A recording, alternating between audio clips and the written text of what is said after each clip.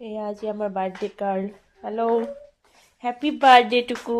happy birthday চা মুখখন গুচাই দিয়া happy birthday happy birthday happy birthday টুকু হেপী বাৰ্থডে ডিয়াৰ আজি হৈছে লাচিত দিৱস আৰু আজিয়ে হৈছে মোৰ সৰুজনী ছোৱালীৰ জন্মদিন আৰু ৰাতিপুৱা সোনকালে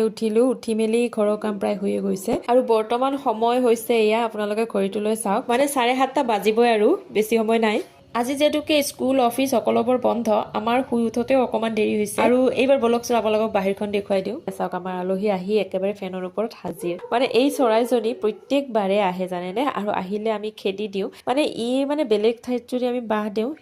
তেতিয়া সেই বাহত নোহোমায় মানে চৰাইটোৰ নজৰ অকল ফেনখনত হয়তো পূৰ্বজন্মত কোনোবা বিল্ডিঙত থকা মানুহ আছিলে নহয়নে বাৰু